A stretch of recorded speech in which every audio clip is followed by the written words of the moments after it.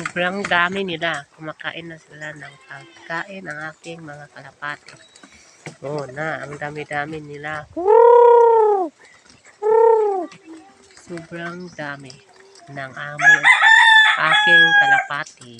Ibang-ibang uri ito. Ibang kulay ng kalapati. Maganda yan. Oh. Tingnan nyo. Yan. Yan. Yung kulay puti. Magandang ibon. Ako po si Sulpicio Jr. Sana mapanood nyo to ang video ko. Ang alaga kong kalapati, kumakain na sila. Dumadami na. Isang taon ko pa lang to inalagaan. Ngayon, madami na sila. 27 lahat. Oh, sobrang dami nila mga kaibigan. Kung mapanood nyo to, sana magustuhan nyo tong video ko. At huwag nyo kalimutan mga mag-like o mag-subscribe. Button. Ako po si Sulpicio Jr. Ako po si Sulpicio Jr. ang may-ari ng kalapati.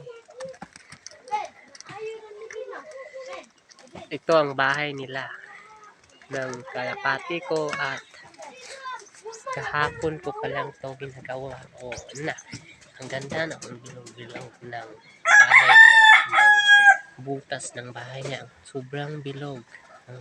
Tsaka, na, yung kulay puti nga bahay, tatlo. Yung kulay brown naman, dalawa lang. Yan, dalawa rin. Oh, na, tingnan nyo, may sisaw pa sa loob. Oh, kulay itim, may halong puti. At may hindi lang kalapati ang alaga ko, kung hindi manok. Oh, manok ko. Ang alaga kong manok na may sisaw na gahapon pa to ng anak.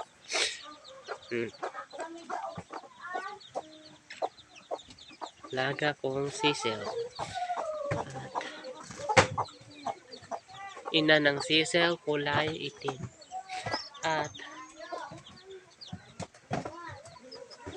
tatay ng sisaw. Yan ang tatay ng sisaw. Sobrang ganda, no?